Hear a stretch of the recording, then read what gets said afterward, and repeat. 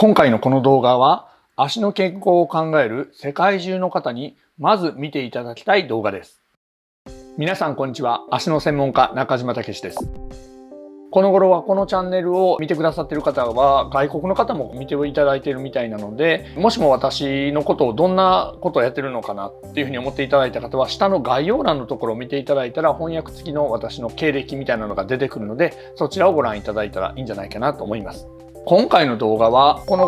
動画は先ほどもお伝えしたようにいろんな国の方も見られるし、いろんな立場の方が見られるんで、私が何者かというかどんなことをしている人間なのか、どういうことに基づいてこの動画を撮ってたりとか説明をしてたりとかお話をしているのかというのをお伝えしたいなと思います。私は足の専門家であると同時に歩行指導や動作改善の専門家でもあります。世の中に正しい健康情報を広めたいなと思って YouTube を始めたのですが、 YouTube の動画が広がっていくかどうかっていうのは皆さんが押してくださる高評価のボタンやチャンネル登録者数によってそれが変わるみたいなんですね。ですからもしもこの動画を見てて役に立つなとか多くの方が知ったらいいのになと思っていただいた方はチャンネル登録や高評価もしくはコメントなんかも入れていただけるとね、ありがたいなと思います。よろしくお願いいたします。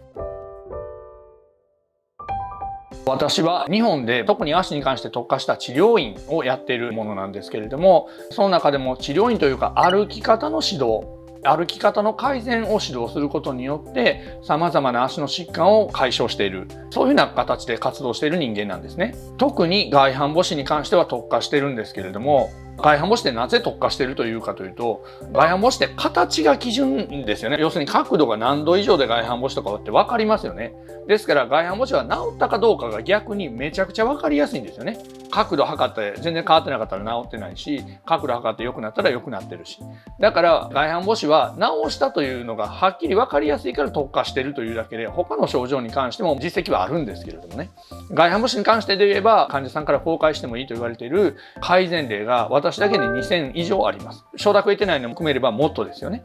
で、私が教えた先生方が改善したのも間接的に私が治したということで含んでいいんであればもう1万超えてますね。その改善例もその辺で写真撮ったのではなくて、大学病院とか一般の病院で使われている、もしくは企業が研究に使う測定器でちゃんと同じ条件で測定したもののデータがありますね。で、それ以外の症状も一応お伝えしておくと、今表に出ているような症状は改善が歩き方で可能です。外反母趾や内反小趾も浮き指、扁平足、中足骨骨頭痛で、足底筋膜炎とかモートン病、あとは姿勢全体の影響ももちろん出てくるので、反り腰とか猫背とか腰痛とか肩こりとか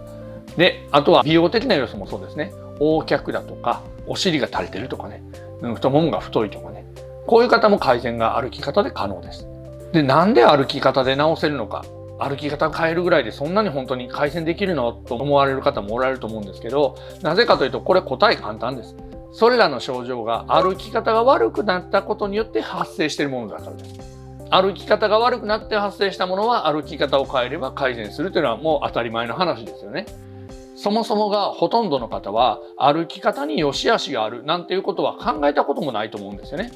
だから足は2本あるから交互に出してれば歩けるし、別にそれが何なのって思っている方が多いと思うんです。ただやっぱり何でも正しいフォームってあります。例えば野球のバッティングでも正しいフォームがあるし、私野球やってたんで野球の話になっちゃってるんですけど、ゴルフでも正しいフォームがあるし、いや俺このフォームがやりやすいねんっていうのはやっぱり無理がかかったりとか、いいスコアが出なかったりとかすると思うんですよね。で、足にも骨格の構造上こういうふうに使うべきですよ。それが一番負担がなくて自然ですよ。骨格はそういうふうにして組み上がってますよっていう骨格構造上の自然な動きっていうのがあるんですよね。その骨格構造上の自然な動き、こういう考え方を生体構造力学なんて言ったりします。英語で言うとバイオメカニクスと言いますけれどもね。から考えた問題のある動き、それを正しい動きに持っていくと負担がなくなる。負担がなくなると人間には自然治癒力があるから、その分だけちゃんと改善していくっていう風な考え方ですね。で、どういう崩し方をしたらどうなるのかっていう方はこちらの動画、これオーバープロネーションというのが代表的な崩し方なんですけど、このサムネイルの動画を見ていただくと分かりやすいかと思いますので、最後にリンクも貼ってますからまた見てみてください。だから考え方としては、例えば甘いものを食べ過ぎてそのせいで糖尿病になったとしましょうか。そうしたら糖尿病の治療は何が必要かというと、薬や何やじゃなくて甘いものを減らすっていうのが一番の本当は治療のはずなんですよね。で、塩分を取りすぎて高血圧になったとすれば、高血圧の一番の治療は塩分を減らすというのが治療になるはずですよね。それと一緒です。だから歩き方の問題で外反母趾という病気になったとすれば、歩き方の問題を解決すれば治るという考え方ですよね。ということは逆に言えば、その歩き方の問題で外反母趾になった人は、歩き方の問題が改善しないのに、こちらを手術とかテーピングとかサポーターとかなんかマッサージとかで何らその形をちょっと整えたとしても意味がないというか、その場しのぎで問題が解決しない。だから今まで外反母趾は治らなかったと言えるんですね。これはまず先ほどの例でもう一度お伝えすると、食べ過ぎがやめられない人がいくら脂肪を吸引したりとかしても、結局食べ過ぎやってる限りまた元に戻りますよというのと全く同じ話ですね。では本当にそんな歩き方で改善するのかというのをお伝えすると、先ほどお伝えしたように改善例をちゃんと測定して残しているのでね、この一つの例を解説に使いたいと思います。ではこちらご覧になっていただいたらと思うんですが、これは私の見た患者さんの一つの例ですね。でこれ外反母趾の方なんですけど、ここ見ていただいたら左足で 33.5 度という角度です。でこれは外反母趾の基準から言ったら中程度の後半の外反母趾なんですね。でかなり問題になってます。当然痛みもありますね。でこの方が2016年5月10日なんですけど、この日付が。でそれが次2016年9月14日ですから約4ヶ月後ですね。どうなってるかというと、左足で言えば 17.1 度になってます。参考までに言うと、外反母趾というのは15度を切れば一応日本の基準で言うと外反母趾ではないんですけれども、外反母趾ではない一歩手前までも治ってるんですね、4ヶ月で。私はこれは結構厳しい基準で検査しているので、どういう基準かというと、一番最初の回は来てすぐに取ってます。で最後のこの9月14日の回は前の治療から1ヶ月間空けて来てもらってすぐ取ってるんです。なぜかというと、来て治療してから取ったらそれはいいのは当たり前なんでね、放置しといてどれぐらいかを確認しないと本当に治ったうちに入らないと思ってるからですね。だからこの方は最終的には1ヶ月間間空けて自分で言われたことを気をつけて生活してて、私は一切触らなくて来た瞬間にとってこれぐらいの改善ですね。でしかも横を見ていただきたいんですけど、横というのはここですね。この横幅もね 10.2 センチが 9.1 センチまで減ってます。外反母趾というのは皆さん誤解しているのは、この親指が内に食い込んでなってると思ってらっしゃる方が多いんですけど、これ誤解で、この母指球というか親指の付け根のところが横に伸びて広がった結果外反母趾になってるから、横が締まらないと治るわけがないんですね。でこれが1センチ以上締まってるから、だからまっすぐになっていってるということです。で左足の方は右足ほどの改善はいってないですけど、それでもこれでも5度ぐらい減ってますね。こんな感じで改善していくわけです。で私から言わせると、こういう測定をしないで外反母趾を治そうとしてる人たちはありえないというか、測定しなくて分かるのって思っちゃうんですけどね。だから角度や横幅測ってない治療院とかは、それって何をもって治ったっていうのかな。ダイエット施設に行って体重最初と最後測らなくて、はいこれで綺麗になりましたよっていう話だと思うんですけどね。で実際その治療院たちも測ったら本当に治せたかどうかが分かるから、そういうことをすると技術力が上がっていくのになと私は思ってます。で参考までにお伝えしておくと、これは今角度は減ってますけど、痛みはどうなのと言われると、痛いか痛くないかに関してはほぼ 100% に近い確率で痛くなくなるんですよね。でこの方も正しい歩き方を指導したその日からもう痛くないんです。痛みなんていうのは私たちからしたらそれぐらいのものです。そんなに難しいものじゃなくて、もうちょっとやるだけですぐ痛くなくなる。私のこの YouTube の歩き方のレッスンの動画を見てやっただけで痛くなくなってる人もいっぱいいるぐらいなので、痛みなんていうのはそういうものです。逆に痛くなくなったから問題がないではないと思ってほしいんですね。痛くない病気なんて山ほどあるから、痛くなくても横幅が緩んでたら足はやっぱりグラグラだし、将来にわたって自分の足で歩けるかどうかっていう問題は発生するので、それはやっぱり考えた方がいいですね。はい、いかがでしょうか。でこんな例が2000以上私が持っているということですね。でこれが私を足の一応専門家とたらしめているところです。私お医者さんでもないし、国家資格は別に持ってないんでね、たまに言われるのが、国家資格もないし医者でもないのに偉そうなこと言うなって言われたりするんですよね。まあそれも一つの意見かもしれないですけど、ただこのデータってお医者さんが自分たちで取ったりするようなデータなので、このデータを持って私はいろんな大企業の方から一緒に研究しませんかとか、このデータ使わせてもらえませんかとかってくるんですね。だからその大企業の方が一応私を専門家扱いしてくれてるから、私専門家って一応言ってるところはあるんですけれども、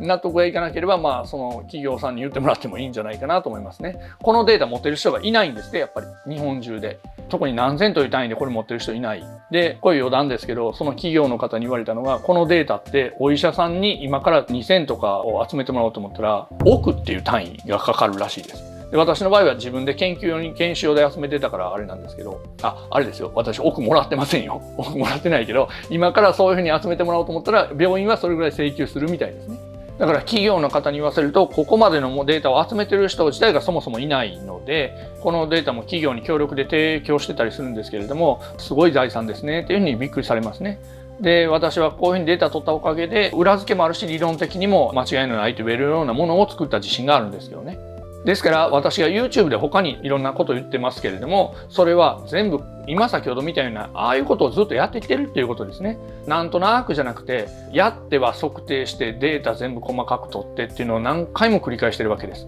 で、それを膨大な量を残している。その裏付けのもとに喋ってます。だからなんか自分では納得できないと思うことを言われたら、もしかしたらカチンとくることもあるかもしれないですけど、少なくともそういうことをやってる人間が喋ってると思って聞いていただくと、ちょっともしかしたら一目置いていただけるのかなと思いますけれどもね。で、今こういうふうに YouTube で発信したりとか、あとはホームページでこういうことを公開していると、今先ほど言ったように企業の方が一緒に研究しませんかって共同研究を持ちかけられたり、あとは本書きませんかとか、雑誌に掲載させてくださいとか、あとは治療院の先生や、整形外科の先生がちょっと教えてもらえませんか、習いたいんですけどというふうに連絡が来てて、私は今その活動がメインになっているということですね。では先ほどの改善したようなのはどういうふうにしてるかというと、基本的にメインは歩き方の改善です。で、具体的にはゆるかかと歩きという歩き方を私は提唱しています。で、この歩き方は人間の骨格構造上こう動くべきというのを逆算して作っています。元になっているのはアメリカ測病医学の基礎のところを教えていただいて、それを元に海内と海外という足の基本的な動きから、その時に股関節はどう動くべき、膝はどう動くべき、その時重心はどこにあるべきというのを逆算して作って、でそれを患者さんに歩いてもらっては測定して、歩いてもらっては測定してを何回も何回も繰り返して出来上がったものですね。ですからゆるかかと歩きをとにかくまずちょっとやってみたいなという人は、ゆるかかと歩きレッスンという動画を見ていただくといいですね。世の中の人が多く知ったらいいのになと思って YouTube で発信しています。で、これを見てやっただけでも痛みが増しになる人とかは先ほどお伝えしたようにあるし、中には横幅が縮んで靴がガサガサになったという人もいるし、で、ただどうしても得手不得手というか運動神経とかもあるから、動画見ただけで上手くなるっていうのが難しい人もいっぱいいるわけですね。で、もっと言うと問題が出て外反母趾がひどくなればなるほど正しい歩き方から離れていっているということなんで、その人が正しい歩き方をするというのがすごく難しかったりもします。だから私はゆるかかと歩きの指導員というのを今育成するのに力を入れています。今も日本中でどんどん取り入れているところが増えてて、この2021年の10月現在で70店舗かなぐらいは日本でも取り入れてますね。で、今他の国、アメリカの方とか、あとは今よく視聴してもらっているのはアラブの方とかね、あとはスペインの方から問い合わせてきたりとか、世界中の方がコロナだから今ちょっと来にくいんだけれども、ちょっとチャンスあったら習いたいという方がおられて、各国でも広げようと思っていらっしゃるみたいなので、そういうふうに今全国にこれが広まっていったらいいなというふうに思ってますね。で、この歩き方の改善で疾患を改善したり予防したりしようというのは世界的に見てもすごく稀なんですね。珍しい。なぜかというと、医療はそういう考え方をしない。お医者さんたちはそういう考え方をしないからですよね。お医者さんはやっぱりその取り組みをするのがすごく時間もないわけです。例えば先ほどお伝えしたように、肥満の人が本当は肥満を治そうと思ったら、食べ過ぎで肥満だったら、その食べ過ぎをいかにやめさせるかというのが治療のメインになると思うんですよね、本当は。でもそこをメインにする病院ってやっぱりすごく難しいですよね。当然行動も管理しないといけないし、あとはその患者さん自身の食生活の問題だから、その患者さんの意識改革をしたりとか、例えば生活習慣の指導をびっちりしないといけなかったりとか、時間もすごく取られますしね。だからどうしてもお医者さんはこの分野を担当できないということになっているわけですね。で、こういうの分野は医療ではないみたいな位置づけになっちゃってますけれども、でも生活習慣の間違いでなった病気は本当はこれを治すのが一番の治療のはずなんですよね。ただ日本はもちろんそうなんですけど、世界中ここを取り組むのはすごく難しい状況だから、これを担当できる人が世界中に増えていくとすごくやっぱり世界の健康が良くなると思うんですよね。ですから私はこれをまず動画でゆるか語る気レッスンというのをやってますから、皆さん自身がまずこれを知って取り組んでいただいて、ちょっといいなと思っていただいたら、まずは身近な人に教えてあげてほしいんですよね。身近なご家族や身近なご友人に教えてあげていただいて、で今どんどん翻訳も頑張ってつけていってます。問い合わせが世界中から来ているので、翻訳もいろんな言語のやつをつけていってて、新しいものは今翻訳がついてるものがほとんどで、古いものも順次つけていってますんで、過去の動画も紐解いて見ていただくとお役に立てていただけると思います。そしてこの先ゆるか語歩きをぜひとも広めたい、指導したいという方がもしおられたら、日本の方はもちろん日本でインストラクター講座やってますけれども、世界中の方も問い合わせしていただいたら、このコロナの状況がちょっと変わってきたら、いろんな地域にも私も教えに行けたらいいなと思ってたりするのでね、そういうご連絡もいただけたら大変ありがたいなというふうに思います。